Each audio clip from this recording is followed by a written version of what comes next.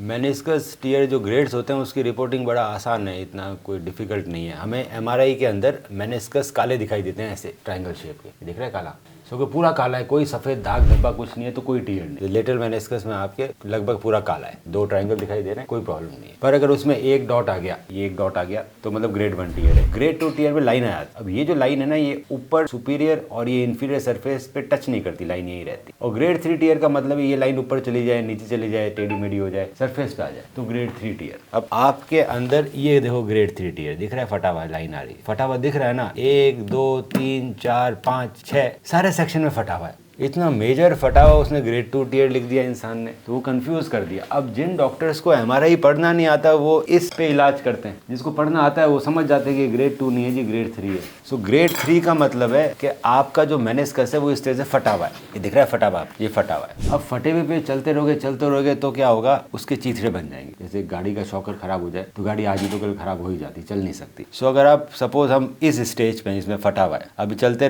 रहोगे तो स्टेज आ जाएगी ये वाली की, इसमें चीथड़े बन गए। अब ये जो चीथड़े हैं इसको सिला नहीं जा सकता, ये निकलेंगे तो फिर शॉकर चला गया तो फ्यूचर में नहीं रिप्लेस। सो मेनिस्कस टीयर के अंदर जब पहले दिन फटता है तो तकलीफ नहीं होती। क्यों नहीं होती, आप कुछ तो समझ ही सकते हैं ना, इसको फटे हुए कम से कम 4 साल हो गए होंगे 100%। ये एक दिन का फटा हुआ नहीं है, घिसा हुआ है, फटने के बाद इग्नोर किया गया, चलता रहा। सो ये क्या किया इसने, इसके कार्टिलेज को भी खराब कर दिया। देखो नीचे कार्टिलेज भी रफ दिख रहा है। तो सिम्टम बहुत बढ़ जाते हैं जब हम इस कंडीशन में आते हैं। जिसके जल्दी फटा हुआ होता है उसको तो सिम्टम नहीं होते। क्यों नहीं होते, जैसे फटा हुआ है पर ऊपर और नीचे का कार्टिलेज भी अच्छा है, मेनिस्कस फटा हुआ है, समझ में आता है हमें। सो आज आपको सिम्टम कम है क्योंकि फटी भी कम है चीज़, इस पर ही चलते रहोगे तो पूरा ही खराब हो जाए। तो सर्जरी तो ज़रूरी है, पर इसको सर्जरी नहीं बोलूँगा ना मैं, सर्जरी तो बड़ी सर्जरी होती है, हार्ट ट्रांसप्लांट, लीवर, ऐसे छिलना है तो चमड़ी पे टाँके लगाऊं या मेनिस्कस पे टाँका लगाऊं, लगाएं तो टाँका ही है ना, तो टाँके लगवाने हैं जी, सर्जरी नहीं है। पर वो टाँके मेरे को आपके घुटने को बिना खोले लगाने हैं दूरबीन से। सो इस तरह टाँके लगाए थे डॉक्टर, ये देखो लगा दिए टाँके। तो ये टाँके लगाएंगे,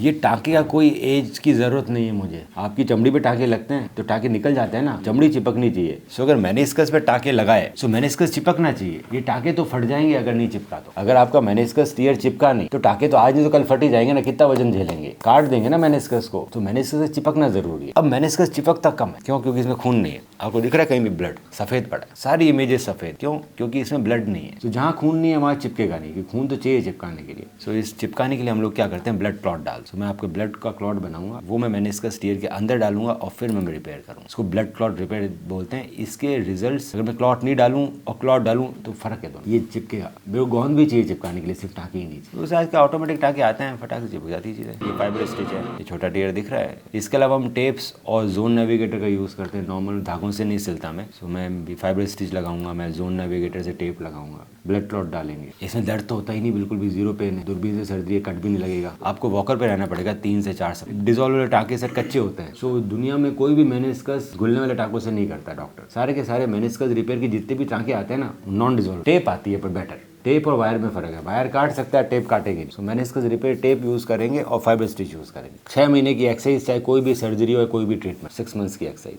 4 वीक्स वॉकर पे। पहले दिन से एक्सरसाइज चालू होगी, धीरे धीरे हम एक्सरसाइज आपको सिखाते रहेंगे, वीक में 2 बार। आप आ सको तो अच्छी बात है, नहीं आ सको तो ऑनलाइन सिखाएंगे, पर आपको 6 मंथ्स तक सिखाएंगे इसी। उसके बाद फ्यूचर में इसके वापस फटने के चांसेस सिग्निफिकेंट। देखो सर्जरी फेलियर में नहीं जानी चाहिए, ना जाने के लिए अच्छे इम्प्लांट के टेप यूज़ करो, इंपोर्टेड इम्प्लांट यूज़ करो, फाइबर स्टिच यूज़ करो, ब्लड क्लॉट डाल दो और एक अच्छा रिहेबिलिटेशन, ये सारी चीज़ें हैं। दूसरा, मेनिस्कस टीयर के ना वेक्टर्स होते हैं रिपेयर के। वेक्टर का मतलब है एक तरह का टीयर नहीं मिलता ना, किसी ऐसे फटा हुआ वैसे फटा हुआ है। सो जैसे सर्जन का एक्सपीरियंस बढ़ता रहता है, देन कि उसको रिपेयर कैसे करना, क्रिस क्रॉस टाँके डालने हैं, सिंपल टाँके डालने हैं, सिंपल स्टिच लगाना है। बहुत तरह के स्टिचेस होते हैं, टाँके बहुत तरह के होते हैं, दोनों ऊपर लगते हैं, कुछ एक ऊपर एक नीचे लगता है। So we will decide the configuration जब अंदर जाते हैं। सो सर्जन एक्सपीरियंस अच्छा होना चाहिए, इम्प्लांट अच्छे यूज होने चाहिए, ब्लड क्लॉट जाना चाहिए और रिहैब अच्छा। तीसरा सबसे एक और एडवांस अभी इंडिया में आया नहीं, पर आ जाएगा, वो आपको जरूरत नहीं है, पर जिनका ज्यादा फटा हुआ होता है, वाइड जोन भी फटा हुआ होता है, तो वाइड जोन को रिपेयर करने के लिए ये AMMR आता है। तो ये कोलेजन पैच होता है जो मेनिस्कस के ऊपर हम लगा देते हैं। तो मेनिस्कस रिपेयर करने के बाद ये यूज आता है, उस पर पैच लगा दिया, ये AMMR कोलेजन पैच है। ये पैच हमने मेनिस्कस के ऊपर लगा दिया। अब मेनिस्कस के ऊपर लगा दिया, इसके बाद मैंने इस पैच के अंदर ब्लड स्टेम सेल्स डाल दिए। तो ये पैच क्या करेगा, उन स्टेम सेल्स को जो ब्लड के मटेरियल चिपकने लगे उसको रखेगा अपने अंदर, डिसॉल्व नहीं होने देगा, तो रिजल्ट बढ़ जाते हैं। तो कुल मिलाकर जो मेन जो प्रॉब्लम है इंडिया के अंदर अभी भी, कि वो ब्लड का यूज नहीं करते मेनिस्कस रिपेयर में मैक्सिमम सर्जन। सो क्लॉट डालो, क्लॉट से के ऊपर ये है कि क्लॉट के साथ साथ ये भी लगा दिया, ये डिसॉल्व नहीं होता, ब्लड को जाने नहीं देता, आप कॉलेज में पकड़े रहते। आपको इतनी एक्सटेंसिव चीज़ की जरूरत नहीं है। है।